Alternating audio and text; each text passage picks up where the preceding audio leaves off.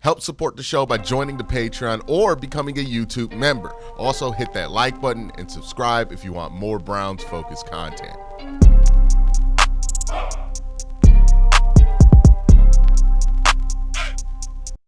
All right, so the Cleveland Browns gave it a full-on college try with Dorian Thompson Robinson, right? From the few people who are still willing to advocate for Dorian, the one point that they have had is that Dorian has been thrown out there in situations that weren't necessarily the fairest to evaluate what he's capable of and what he's not. Getting a full week of practice to play one of the worst secondaries in the NFL, I think is a fair situation to be put in for a quarterback in his second year. And Dorian looked terrible in the first half.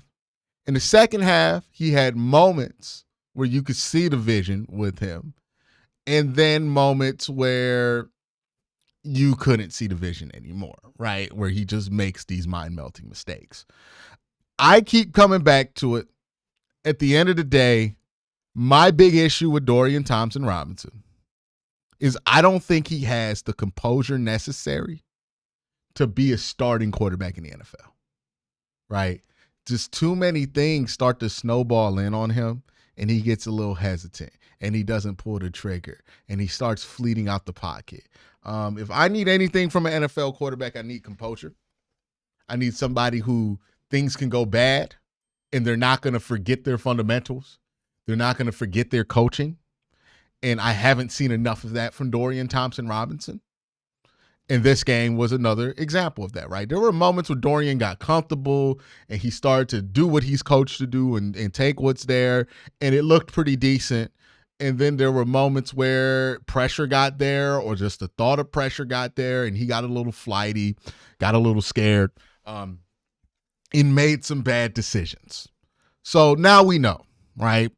And I think that's the gift of playing Dorian Thompson Robinson, is that you don't have to make decisions with the thought of what could Dorian Thompson Robinson be floating around in the back of your head at any level.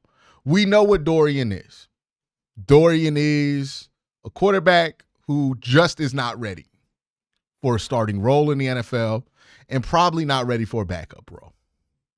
And that's the case with them. I don't want to pile on. I know whenever a quarterback plays bad in Cleveland, we're going to call him all types of names and say that he's the trashiest quarterback to ever play. I've had my fill of pile-ons in all of that, and half the time the pile-on be wrong. So whatever. We can pile on him. We can act like there's never going to be a chance he does anything. Who knows what his future is? But as of right now, I don't think he's ready to be a backup. I don't think he's ready to start. The skill set is kind of intriguing when you look at him athletically, but his arm talent just isn't where you need him to be, and the size isn't where you need him to be to play the way that you need to play him to be more successful.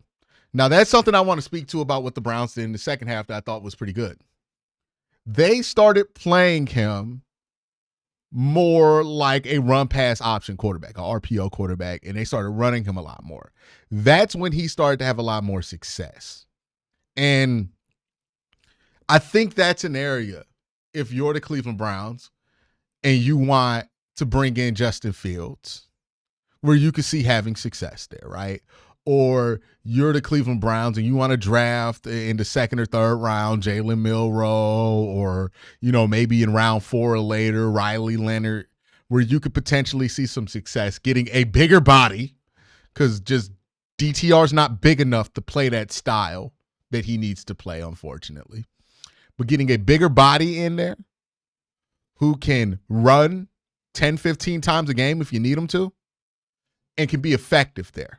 I think there's a pathway in this offense for a quarterback like that, right? Like when I was watching them play, I'm like, oh yeah, Jalen Milroe might make sense, right? Or Justin Fields, that might make sense if they try to do this, what they're doing with DTR, with those guys, because I saw some nice QB design runs in there, some really nice things playing off of the threat of the quarterback being a runner.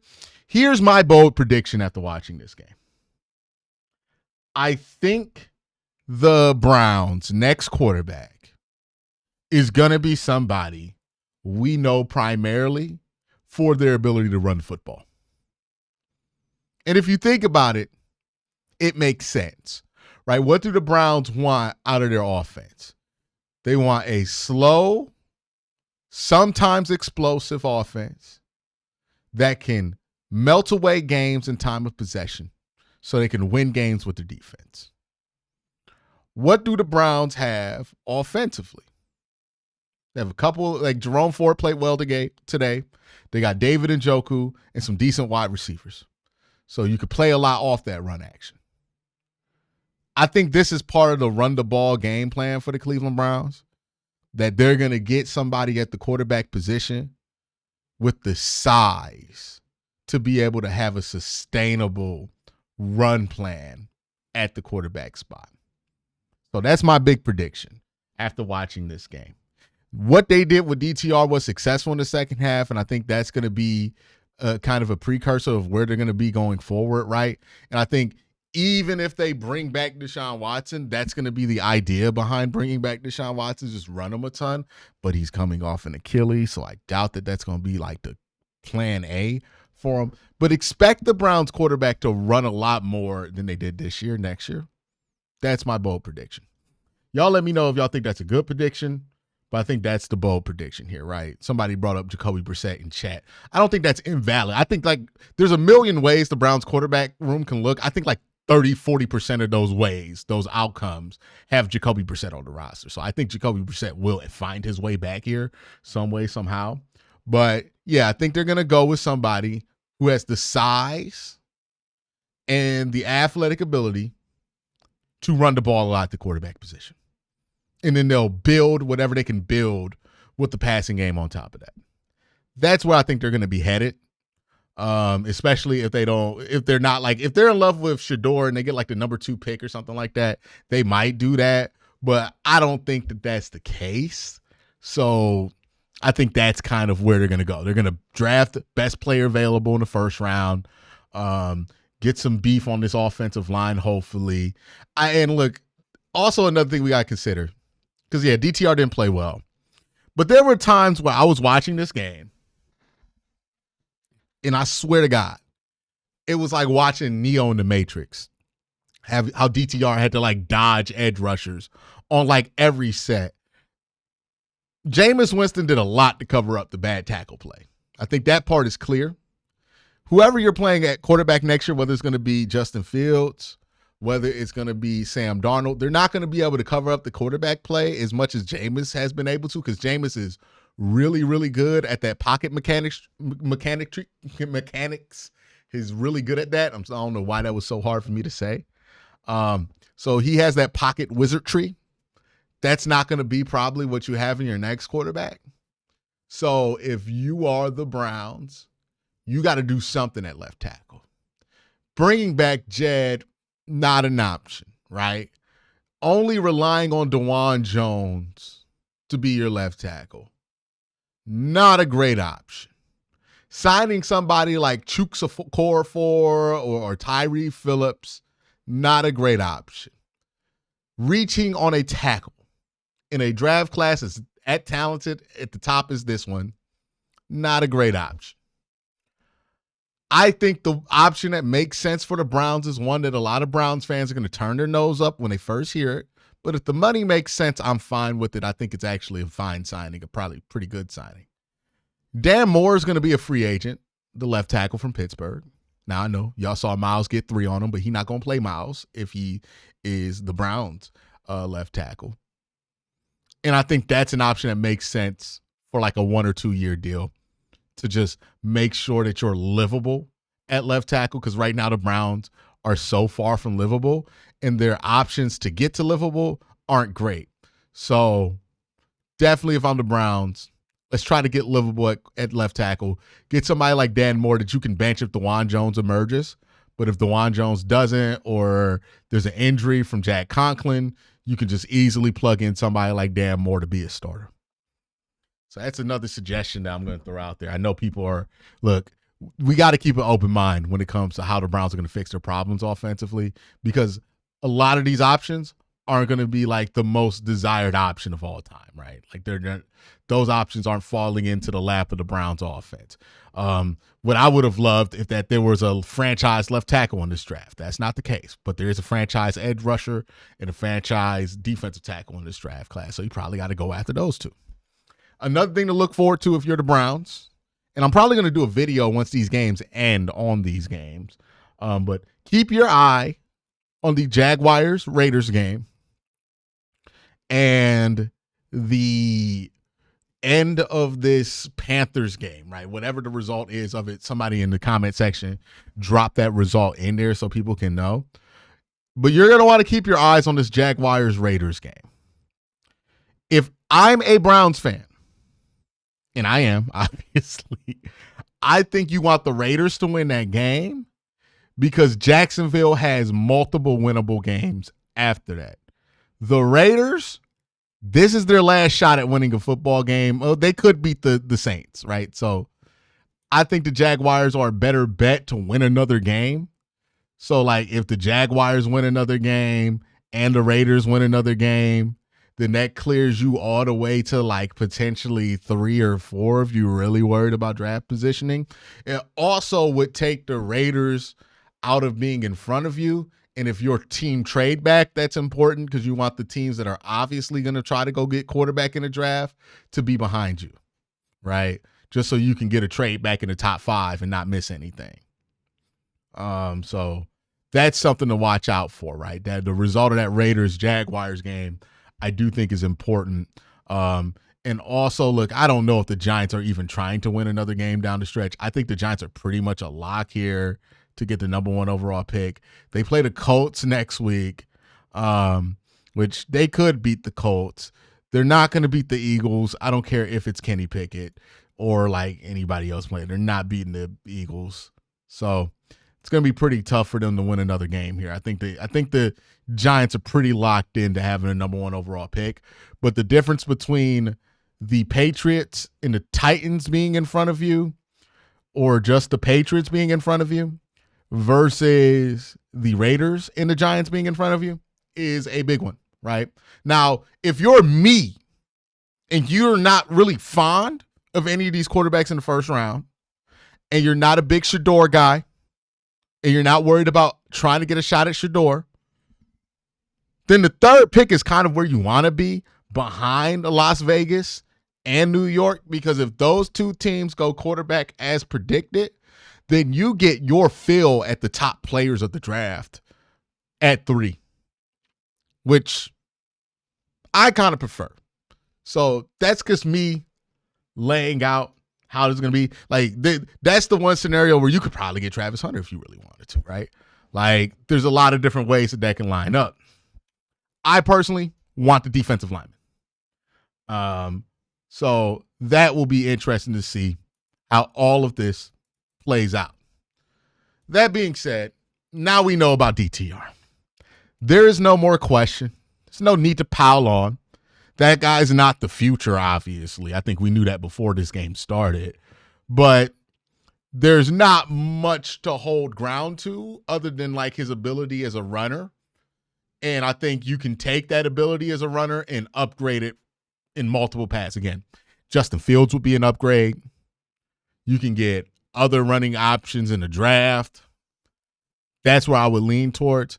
Defensively, and I do want to give this team credit defensively, I thought they balled out defensively after that first possession. That first possession was cheeks, but after that first possession, I thought they did a really good job of locking in defensively. And I think we should be legitimately excited about this Browns defensive line, considering that they could get one of the best defensive linemen in the country in this draft afterwards. But Isaiah McGuire came up huge in this game. I've been talking and beating the drum. Hey, Isaiah McGuire's been playing well. We need to pay attention. Some people haven't been believing me. If you haven't been believing me, this game was an example of it. Mike Hall, we've been beating the drum on Mike Hall as well, that he's been playing some really, really good football as of late. And we saw Mike Hall show what he has in his ability. You add another name to this defensive line. You add another can't miss guy on that defensive line. You're going to be giving offenses hell. And it's going to make it a lot easier to win from the quarterback position. And if you get somebody who can run a run-heavy offense, including quarterback run-heavy offense, I could see a pathway for the Browns to be a pretty solid team next year, a playoff team. So that's kind of what I took away from this game. No, the Browns didn't win. Yes, the Browns had an opportunity to be way closer in this game than they were. Threw an interception in the red zone, DTR, fumbled in the end zone. Deontay Foreman, who did not play after that, right? So right there, that's 10 points. Missed an extra point. I mean, this game should have been 17-17 with 2 minutes left if we're just being competent in not shooting ourselves in the foot offensively. Like, who are we going to – it's really the players on that stuff, right? I can't blame the coaching staff for Deontay Foreman dropping that ball. That's on Deontay Foreman. They ran him up the middle. We've been begging them to run up the middle on short yardage situations. They ran him up the middle. He fumbled. That's on him. That's why he didn't play for the rest of the game. DTR, got to be smarter with the football. Can't just throw it up for grabs on 3rd and 7 when you're in field goal range. Sometimes it's got to throw it out of bounds or take the sack. Throws it up for grabs, gets intercepted. Well, what you going to do, huh? And then, missing the extra point. I mean, that's solely on Dustin Hopkins. So I know we want to blame the coaching staff for all of these problems and fire somebody and fire the GM and fire them.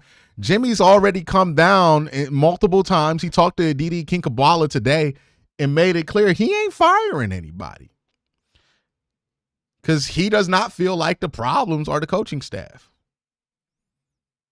And that's what the decision is for the Cleveland Browns. And you can see how he has come to that decision. When you watch how the Browns lose, it's usually shit like we saw today, where players are just fucking up. So that's something to keep in mind. We got to stop making as many mistakes and shooting ourselves in the foot because the Browns should have been in this game. But if we're looking for things, when we're talking about replacing some of these players on the offensive side of the ball, so they're not there to make those mistakes. Hey, you want a more durable running quarterback who could more effectively run what the Browns were trying to run in the second half? That looked pretty good at points with DTR. That's going to be out there in the draft and in free agency. So that's good news for you. If you're looking for the defense to get even more muscle to this defensive line, that's going to be there in the draft.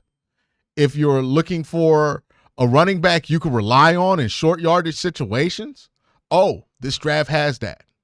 If you're looking for a running back that can hit more home runs, this draft has that. So that's what you should be looking out for. That's what you should pay attention to. Because, the Browns' record is what it is. We could be mad about the result. We can rant about the result. But at the end of the day, the Browns got eliminated from the playoffs 2 weeks ago. So now it's more about the process. Let's figure out the process. Let's figure out what the Browns need to get better and focus on that.